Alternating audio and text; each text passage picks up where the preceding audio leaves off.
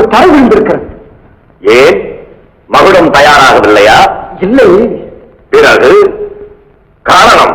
தாங்கள் தாழ்ந்த ஜாதியாம், அரசியலே அறிய மாட்டீர்களாம், அதனால் உரிசூட்டிக் கொள்ள முடியாது.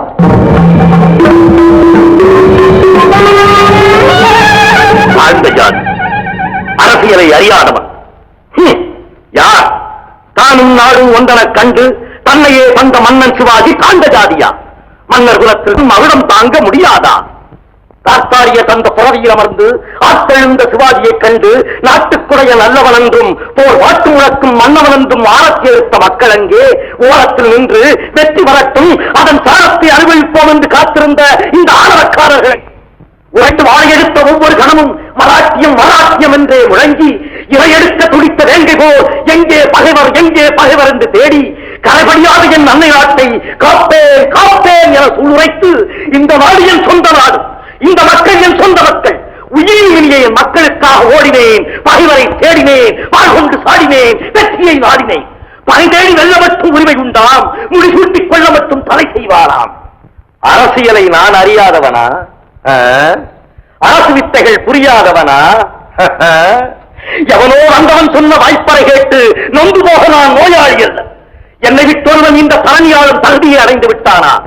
ஏமாந்த மக்களிடம் ஏற்றம் கொண்டு நானேதான் நாடென்று தலைகிரிக்கு திரியும் அந்த புல்லுருவிகள் எனது முடியை தடுக்கின்றார்களா அல்லது தங்கள் முடிவை தேடுகின்றார்களா?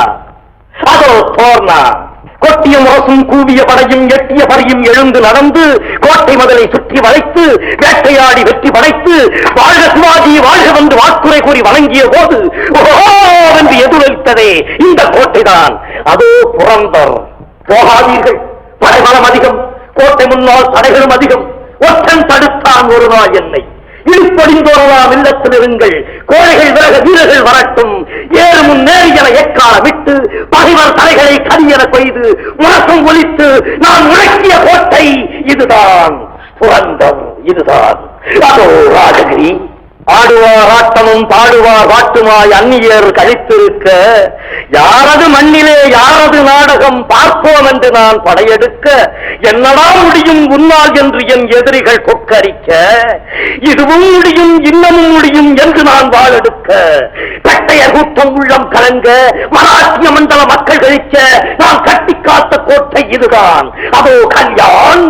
கண்ணீர் விட்டு கதறிய பெண்கள், ஐயோ என்று அலறிய குழந்தைகள், முடிவறியாது தவித்த முதியோர் கொடியோர் கையில் சிக்கி கிடந்தனர். பகைவர் பொழிப்படியாக போர்க்களங்கேந்தி மராட்டிய கொடியை நான் ஏற்றிய கோட்டை இதுதான். என்னையா கேட்டார்கள் நீ யாரென்று? எவன் இந்த மண்ணுக்கு சொந்தக்காரனோ, எவன் இந்த மண்டலத்தின் காவலனோ, எவனது நெற்றியில் எப்போது ரத்தத்திலகம் திறந்து கொண்டே இருக்குமோ அவனை பார்த்து வாழ வந்த வஞ்சகர் கூட்டம், மக்களின் மனமையை கொண்டே வளரும் கூட்டம் கேலி பேசுகிறதாம் தாழ்ந்த ஜாதி, அரசியல் அறியாதவன் என்று. இதுதான் முடிவென்றால், இல்லை எனக்கு முடியென்றால் நான் காத்த கோட்டைகள் வேண்டுமோ, கொத்தளங்கள் வேண்டுமோ, வெற்றி பாட்டு வேண்டுமோ, பரவசம் வேண்டுமோ, கரையான் புற்றன்ன கருநாகங்களுக்கு சொந்தமோ, அழியற்றும் கோட்டைகள், இழியற்றும் மறுச்சுவர்கள், அன்னை பவானி, அன்னை பவானி உன் கண்கள் துவக்கட்டும், மின்னல் ஒளியட்டும், இடி கட்டும், சுரைக்காற்று ஓடட்டும், கொடிமழை பொழியட்டும், கொடியவர்கள் அழியட்டும், கொடியவர்கள் அழியட்டும்.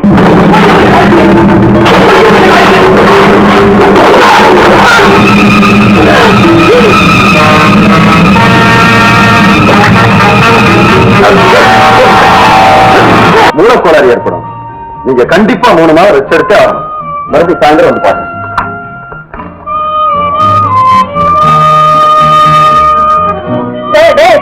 நீ சம்பாதிச்செல்லாம் போதும், முதல்ல உடம்ப பாத்துக்கடா. டாக்டர் ஏதோ சொல்றாரு.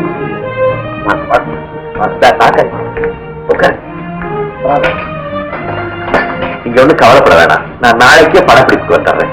மிஸ்டர் விஜயகுமார், மற்றவங்களுக்கு துன்பம் கொடுக்கூடாதுன்னு நீங்க நினைக்கிறீங்க. அதை நினைச்சு நாங்க பெருமைப்படுறோம். இருந்தாலும் நீங்க நல்லா இருந்தா தான் நாங்க நல்லா இருக்க முடியும். எனக்கு ஒண்ணு இல்லைங்க, இந்த வியாதி சின்ன பிள்ளைல இருந்து எனக்கு உண்டு. நாளைக்கே ஷூட்டிங் வச்சுக்கோங்க. பாருங்க. வேண்டாம், நீங்க பூர்ணமா குணம் அடைஞ்சதை நாங்க ஷூட்டிங் வச்சுக்கிறோம். தயவு செய்து நீங்க நல்லா ரெஸ்ட் எடுத்துங்க. நாங்க போயிட்டோம். வா, வணக்கம். வா.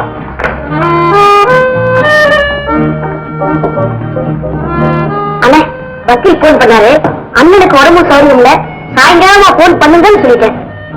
ஏன்பா, தேவதைய விஷயமா வக்கீல் என்ன சொல்றாரு? எப்படியாவது விடுதலை செஞ்சிடலாம்னு சொல்றாராயா. வர வெள்ளிக்கிழமை தான் கேசி ஆரம்பம். அதற்கு வக்கீல் சார் பேசுறோம்.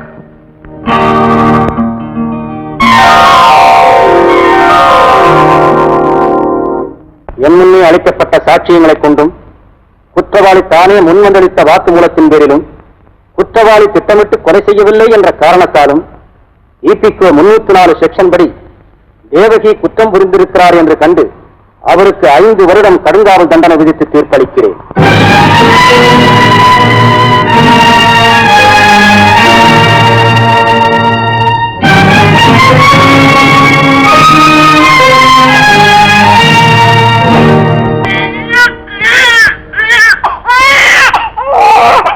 அழாதம்மா, அழாது.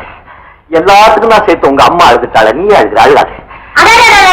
அண்ணே குழந்தை இப்படி கொடுங்களேன், நான் வச்சுக்கிறேன். வேண்டாம், என்கிட்டே இருக்கட்டும். உனக்கு என்னடா தெரியும், நீ சின்ன பையன். கொண்டா குழந்தைய நான் வச்சுக்கிறேன். வேண்டாயா, யாரும் வாங்க வேண்டாம், என்கிட்டே இருக்கட்டும். இவ என்கிட்டயே இருக்கட்டும், யாருக்கிட்டையும் கொடுக்க மாட்டேன். அடாடா, உனக்கு ஏண்டா அந்த வேலை, என்கிட்ட கொடுறா. போய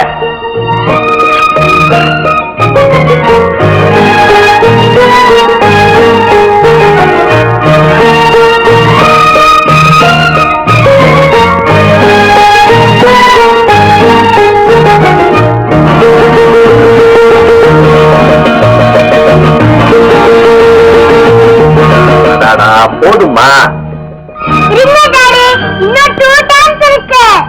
no no, time goes good. ஐயோ அப்படி இல்ல daddy, time to go to school. சாப்பாடுறாமா குழந்தை எத்தனை வாட்டி சொல்லி கொடுக்குது, இன்னும் உனக்கு இங்கிலீஷ் புரியல. Time go school. ஐயோ ஐயோ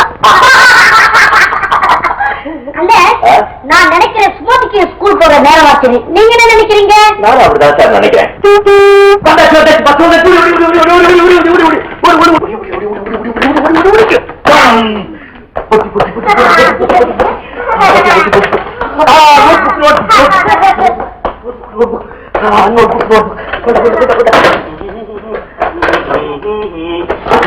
ஜாக்கிரதையா போயிட்டு வரணும்.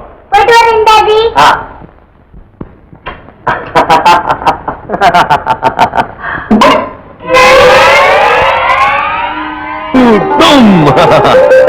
டாடி டாடா. சுமதி,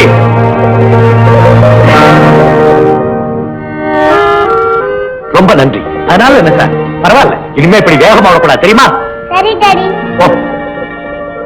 சார், உங்ககிட்ட இவ்வளவு கார் இருக்கு, குழந்தைய ஏன் சார் எல்லாரோடும் பஸ்ல அனுப்புறீங்க? கார்ல அனுப்பலாம். அப்பன் பெரிய பணக்காரன் நினைச்சுக்கிட்டு தன்னுடைய வாழ்க்கையை அலட்சியப்படுத்திடுவான். எல்லா குழந்தைகளுடையும் பழக விட்டாதான் ஏழை பணக்காரங்கிற வித்தியாசம் தெரியாம பழகுவான். இந்த பாருங்க டிரைவர், கார் வேகமா போனா என் குழந்தை பயந்துருவா, கொஞ்சம் முள்ளவே போங்க. நீங்க சொல்லவே வேணாம் சார். ஆரம்பத்துல நான் வேகமா தான் போயிட்டு இருந்தேன், இடையில எதிர்பாராம ஒரு விபத்து ஏற்பட்டுச்சு.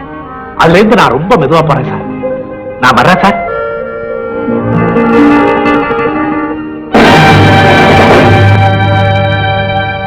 இப்ப நீ சுமதியை பாத்தீங்கன்னா உன்னால அடையாளமே கண்டுபிடிக்க முடியாது. இவதான் உன் பொண்ணு, நான் உனக்கு அறிமுகப்படுத்தும். அவ்வளவு பெருசா வளர்ந்துட்டேன். அது மட்டும் இல்ல, ரொம்ப புத்திசாலியா இருக்கா. என் பிள்ளைய நான் நேர்ல பாக்கலன்னா அவ எப்படி இருப்பான்னு என்னால யோசிக்க முடியும். என்ன, அவள் ஒரு நல்ல ஒரு கையில தானே ஒப்படைச்சிருக்கேன். பள்ளிக்கூடத்துல அவதான் முதல் மார்க் வாங்குறாளாம், ரொம்ப நல்லா படிக்கிறான். உனக்கு ஒரு ரகசியம் தெரியுமா? இப்ப சுமதி கிட்ட தான் நான் இங்கிலீஷ் கத்துக்கிறேன். அவ டசு டசுன்னு இங்கிலீஷ்ல பேச ஆரம்பிச்சா யாருமே அவருக்கு பதில் சொல்ல முடியாது.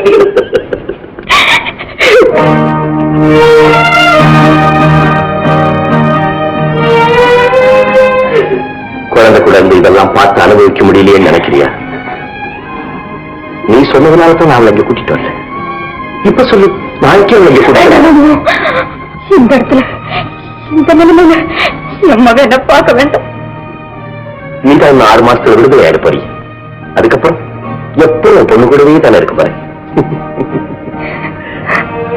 ராம், எல்லாரையும் நீங்க சந்தோஷப்படுத்துறீங்க.